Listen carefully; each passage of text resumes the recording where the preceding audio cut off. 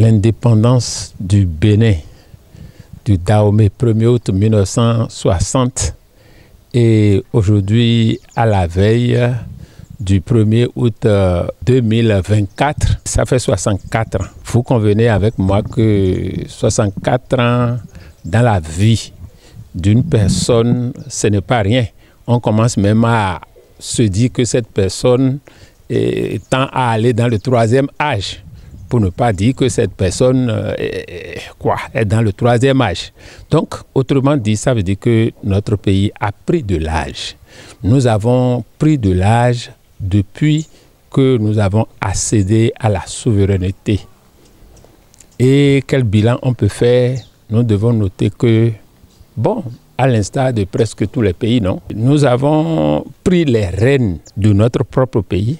Et ce faisant, nous pouvons dire aujourd'hui que nous avons connu beaucoup d'avancées, parce que dans le temps, on pouvait compter au bout des doigts le nombre de cadres qu'il y avait dans le pays. Je crois que dans tous les domaines, le Bénin peut se targuer d'avoir quand même quelques sommités. Et dans le domaine, qu'est-ce qu'on va dire, social aussi, il y a beaucoup plus une prise en charge général dans le domaine de l'éducation. De plus en plus d'enfants vont à l'école, de plus en plus d'enfants ont accès aux soins de base et de plus en plus de villages ont l'eau à boire, de plus en plus de villages sont éclairés avec l'électricité. Et récemment, je crois que le cadre de vie du Béninois a commencé à être véritablement assaini pour ce qui concerne au moins les centres urbains. Et nous croisons les doigts pour que ça se poursuive, pour que l'assainissement soit une réalité, même dans les contrées que je peux dire secondaires. Du point de vue de l'intérieur, quand on commence maintenant à regarder les autres qui, comme nous, ont accédé à la souveraineté presque au même moment, qu'est-ce que nous pouvons dire? Nous pouvons dire que nous ne sommes pas mal lotis. Nous ne sommes pas mal lotis. Le Bénin, et on peut quand même le citer dans le Conseil des Nations, qui sont indépendants et qui sont en train de sortir la tête de l'eau. On me dira bilan mitigé, c'est vrai, mitigé, parce que quand on dit indépendance même, qu'est-ce que ça veut dire? Ça veut dire que nous sommes libres. Parce qu'avant l'indépendance, c'était notre gouvernement, on nous gérait. Donc depuis 1960, on a commencé par se gérer nous-mêmes. Liberté d'aller et de venir, liberté d'expression, liberté, liberté, liberté. Mais cette liberté, est-ce que nous pouvons dire aujourd'hui qu'elle est totale? Je crois qu'on a quelques raisons pour dire que nous devons continuer cette quête de liberté. Surtout quand je constate avec tout le monde que dans mon pays, nous continuons de travailler avec la langue d'une autre personne. On a même essayé de diversifier. Bon, on en est encore là. Nous continuons de travailler avec la langue d'une autre personne. Donc, forcément, l'articulation, l'expression avec les parents de base pose toujours un petit problème. Ensuite, je constate malheureusement encore que l'argent que j'utilise dans mon pays, bien qu'étant libre depuis 64 ans, est frappé par un autre. C'est un autre qui décide de comment et de combien il faut frapper pour mon pays. J'aurais aimé que dans mon pays, qu'on travaille avec notre propre langue et qu'on dise que notre monnaie, nous en sommes vraiment propriétaires. Je crois que tout au moins, de ces points de vue, nous pouvons dire qu'il nous reste beaucoup à faire. Et l'autre chose que j'allais dire, 64 ans de vie. Et c'est vrai, on nous a cloisonné Bénin, Togo, Côte d'Ivoire, Ghana, tout ça là, à un moment donné. Je crois que de plus en plus, si après 64 ans, nous ne trouvons pas les ressorts sur lesquels en tant qu'Africains, nous pouvons nous mettre ensemble véritablement pour travailler, je crois qu'il y a encore quelque chose que nous devons nous reprocher. Parce qu'après 64 ans, chacun dans son pays, après toute expérience accumulée, devait pouvoir se sentir limité par rapport aux enjeux de la géopolitique mondiale actuelle et se dire que seuls, nous ne pourrons pas grand-chose et qu'il faut que nous puissions forcément, malgré nos divergences, trouver les ressources qu'il faut pour nous mettre ensemble pour être plus forts. Parce que ceux qui, hier, parce que nous parlons d'indépendance parce que nous avons été colonisés. Donc forcément, on est colonisé par quelqu'un qui est plus fort que vous. Alors ceux qui hier étaient plus forts que nous continuent de se mettre ensemble avec leurs semblables toujours plus forts. Et nous, petits là, nous continuons à retracer, à ressortir correctement les limites de nos petits territoires. Je crois que après 64 ans de formation, de cadre, je crois que nous devons trouver les têtes, nous devons trouver les ressources, nous devons trouver l'intelligence qu'il faut pour articuler ce vivre ensemble, même si ce n'est pas continental, au moins sous-régional, et que l'intégration qui est verbale depuis des années soit une réalité et que nous puissions vraiment nous inscrire dans le concert des nations.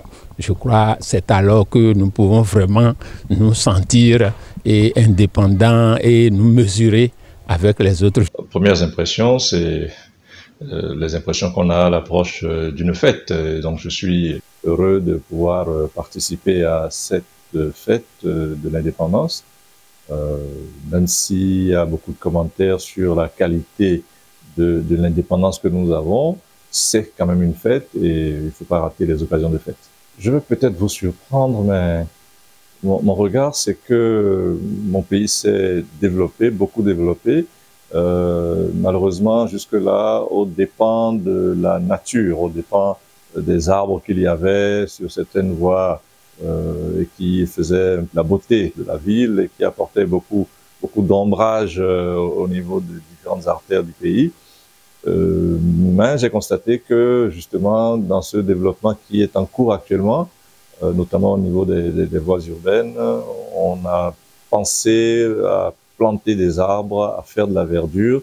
Et donc ça me donne un peu l'espoir pour l'avenir, que le pays soit toujours aussi verdoyant comme on le dit dans notre hymne national. Les défis que nous devons relever, pour moi, je crois que c'est les défis de l'humain, que nous réussissions à redevenir vraiment humains, à penser à des choses qui font le bonheur de l'homme, parce qu'aujourd'hui nous sommes, et pas nous seulement, hein, on est beaucoup tourné vers l'argent, on est beaucoup tourné vers des choses dont la valeur pour moi n'atteint pas celle de l'être humain, et je pense qu'il faudrait peut-être qu'on y veille un peu, que certaines valeurs telles que la probité, l'amitié, c'est très important l'amitié, la confiance, des choses comme ça puissent être promues pour que nous puissions être heureux dans notre pays. À l'endroit des filles, des fils du Bénin, je voudrais déjà dire bonne fête de l'indépendance et de s'accrocher beaucoup plus aux choses qui apportent le bonheur personnel, mais aussi le bonheur à votre voisin, à votre prochain. Faites en sorte que celui qui est à côté de vous, qui vous entoure, puisse être heureux. Alors tout ce que vous avez à faire vous-même dans ce sens, ne vous privez pas, allez-y. Que ce soit, bon, souvent on pense plutôt aux dons en nature. Oui, si c'est nécessaire, il faut donner, mais il y a aussi le don de soi, il y a aussi l'empathie. Quand l'autre souffre, comment faire pour lui apporter un peu de soulagement. Quand l'autre a faim, comment faire pour l'accompagner. Vous savez, hein, quand il y en a pour un, il y en a pour deux et pour trois. il faut savoir partager, il faut savoir véritablement faire en sorte que tous nous puissions être heureux ensemble. Aux autorités, ça va être la même chose, veiller à faire des politiques qui apportent du bonheur aux concitoyens, qui apportent de la joie à ceux qui sont sous notre administration. Bah, je ne suis pas spécialement politique, mais je suis dans l'administration et dans l'administration de la santé. Je ferai tout en ce qui me concerne pour que les patients soient mieux soignés dans nos hôpitaux, puissent bénéficier des progrès de notre système de santé, parce qu'il faut le reconnaître, au niveau sanitaire, nous progressons, nous faisons de grands pas en avant, et je crois que ça va continuer au-delà de ces 64 ans d'indépendance. Bonne fête, vraiment ne vous privez pas de donner de la joie au cours de cette fête du 1er août. Ça vient une fois l'an, profitez-en, regardez le défilé. C'est un peu dommage que nous ne regardons plus beaucoup la télévision locale, hein, mais je crois qu'il faut le faire. Et tout particulièrement ce jour du 1er août, il y aura des retransmissions en direct. Je suis sûr que les équipes qui savent faire vont nous préparer de beaux spectacles.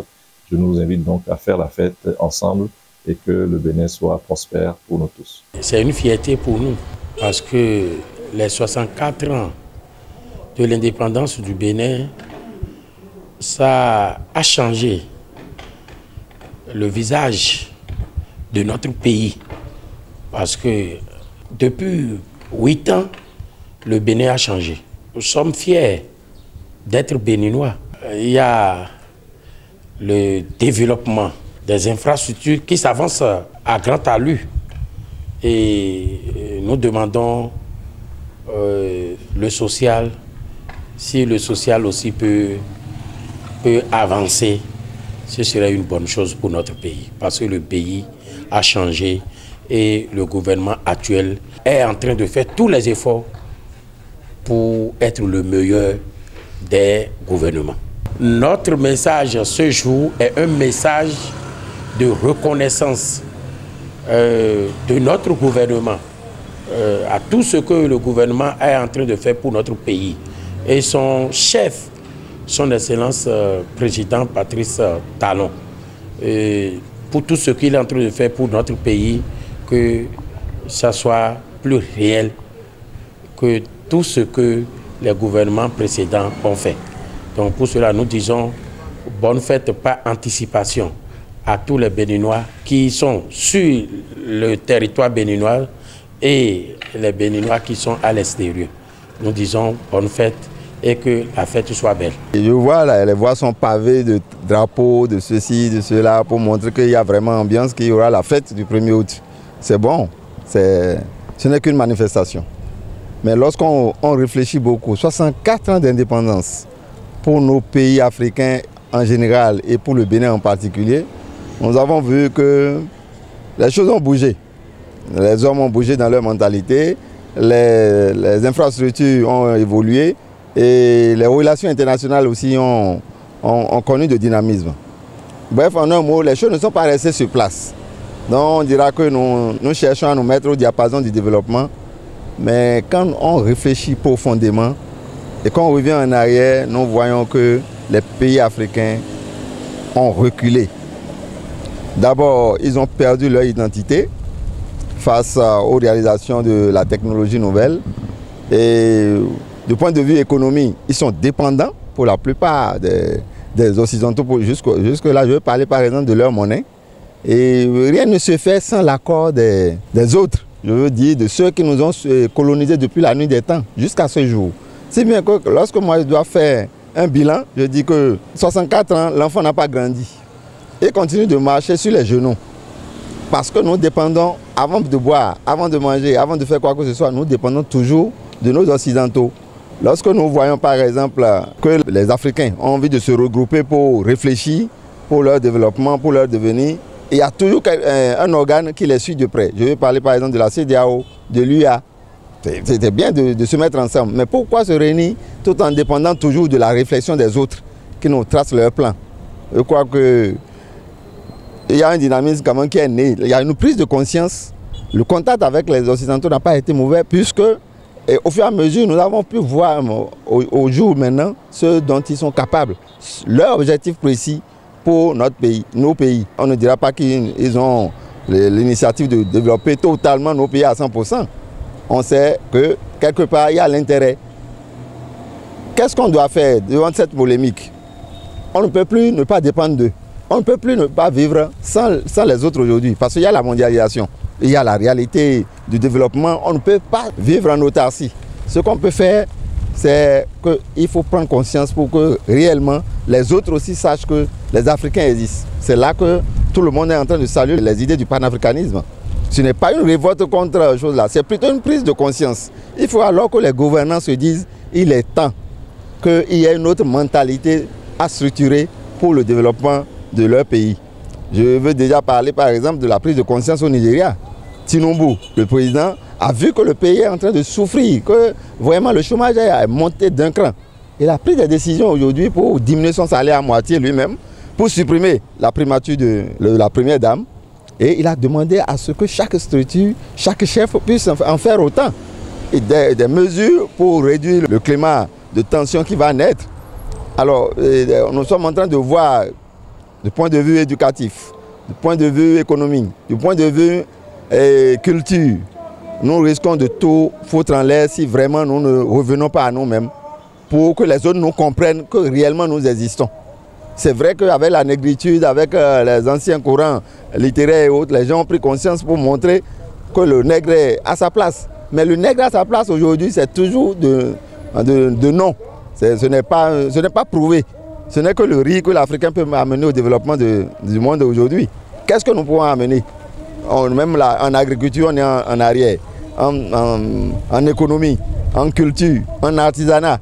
Il est temps que le Bénin, en particulier, se lève pour dire non à la domination, non à la dépendance. Si vraiment nous voulons être indépendants, pour que, même si ce n'est pas un 1er août, qu'on puisse choisir une autre date pour dire voici la date de notre indépendance. À partir du moment où nous allons dépendre moins des autres, on pourra parler de l'indépendance. Je demanderais que d'abord les gouvernants réfléchissent pour voir par quels moyens diminuer le poids des dépenses, particulièrement les gens de la politique, les rémunérations. Il faut pouvoir les diminuer, c'est mon avis, hein. Il faut les diminuer et voir, par certains moyens, comment développer l'agriculture, par exemple, au Bénin. C'est le premier moyen pour que nous puissions avoir des devises à l'extérieur. Si nous développons le coton, si le soja est développé, en attendant que les richesses du sous-sol soient connues et mises à jour, bon, ce n'est que l'agriculture le premier moyen. Donc je demanderais à ce que l'effectif, par exemple, des gouvernants diminue. Je veux parler des ministres et autres. On pourrait faire le jumelage de certains ministères, ça va diminuer l'enveloppe financière à dépenser par mois. Et de l'autre côté, chacun ferait un sacrifice nécessaire parce que la jeunesse qui est en train d'être préparée aujourd'hui est une jeunesse rebelle, une jeunesse qui ne sait où elle va encore. Elle n'a même pas d'exemple, de bons exemples devant elle. Et si bien qu'elle vit à tâtons. Vous allez voir qu'aujourd'hui, on prend les cybercriminels et autres. Bon, même si ça existait avant, certaines générations n'ont pas connu ça. Parce qu'on essayait de canaliser en trouvant des emplois aux jeunes. Ça, c'est un avertissement, un coup fort. Et nous entendons maintenant qu'il y a des djihadistes.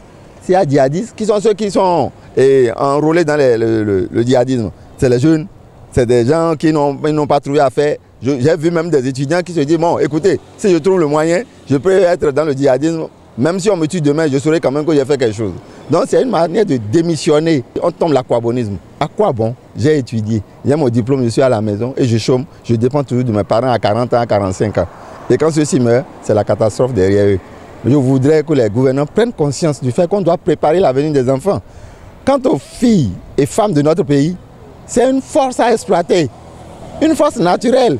Parce que les femmes, Dieu leur a donné. Vous avez vu que Jésus est descendu par Marie. C'est un don que Dieu leur a donné. C'est une force inépuisable qui se trouve chez les femmes. Si on les aide et qu'on les canalise, ça va donner un bon résultat pour tout le pays. Vous savez, 64 ans d'indépendance, nous pouvons dire que c'est d'abord joie pour moi parce que je fais partie des enfants de l'indépendance. Donc, je dois remercier Dieu parce que depuis 1960, nous on existait déjà et nous avons constaté les mutations depuis 1960 jusqu'à ce jour. Nous pouvons dire que progressivement, le Bénin a évolué progressivement. Bon, il est vrai qu'en 1960, on avait plus de 1 million d'habitants. Donc aujourd'hui, nous sommes plus de 10 millions d'habitants. Et puis, on avait reçu fraîchement l'indépendance. Donc, après l'administration coloniale, il fallait commencer à installer l'administration après l'indépendance. Donc, je crois que clopin-clopin, les grands cadres de ce temps-là avaient commencé. Mais nous savons bien sûr que durant 12 ans, c'est des coups d'État qui se répétaient parce que il n'y avait pas d'entente. Il y avait le régionalisme. Et il y avait aussi le racisme. Donc c'est pour vous dire que nous nous sommes déchirés durant plus de 12 ans. Et c'est après qu'il y a eu un dernier coup d'État qui nous a amené même à changer notre drapeau, à rebaptiser notre pays. D'ailleurs, le nom est resté, puisque c'était Dahomey. Maintenant, c'est le Bénin qui est resté. Mais le drapeau aussi est changé. On est revenu à l'ancien drapeau. Donc, c'est vous dire que après le dernier coup d'État, nous avons pris une autre option parce que nous nous sommes dit que ce sont nos colonisateurs qui étaient à la base de nos malheurs et qu'il fallait changer le fusil d'épaule. Ce que nous avons fait durant 17 ans. Et finalement, il y a eu banqueroute. On a dû encore retourner à nos anciens maîtres. Et je crois que d'abord, des grandes décisions ont été prises en 1990, où il y a eu la conférence des forces vives, où maintenant, nous nous sommes dit de la dictature, il faut revenir à la démocratie. Et donc, depuis plus de 30 ans, de façon périodique, nous sommes en train d'élire nos présidents de la République. Et jusqu'au président actuel, le président Guillaume Athanase Patrice Talon, qui est au pouvoir. Donc, depuis 30 ans, je crois que le Bénin, il est sur la voie de la démocratie et perpétuellement, nous sommes en train de renouveler les présidents à la tête. Donc, il y en a qui, après 90, il y a le président Soglo qui a fait 5 ans. Après le président Soglo, le président Kérékou est revenu et il a fait 10 ans. Et après le président Kérékou, c'est le président Yahi Boni qui a fait 10 ans. Et après le président Yahi Boni, c'est l'actuel président Patrice Talon qui est en train de faire 8 ans, je crois plus de 8 ans. Donc d'ici à là, il va finir son mandat. Donc il fera aussi les 10 ans. Et je dis que ça avait commencé petit à petit, mais la grande révélation, c'est après le président Yahi Boni. Donc aujourd'hui, il y a des réalisations bien palpables que nous pouvons doiter. Donc qu'est-ce qu'il reste à faire? Nous devons lutter pour l'autosuffisance alimentaire. C'est très nécessaire. Il faudrait qu'on encourage une révolution verte ou le reboisement ou la culture des produits vivriers. Et vous savez, il y a des pays de l'Est qui travaillent bien. Il y a des pays de l'Ouest aussi qui travaillent bien et qui nous envoient des produits vivriers. Mais pourquoi pas nous, Africains? Nous devons tout faire parce que Dieu nous a gavés de terres riches. Nous devons tout faire pour arriver à l'autosuffisance alimentaire. L'agriculture, l'élevage, la pisciculture, l'artisanat et aussi les activités commerciales. Ça devait faire l'objet de nos préoccupations journalières.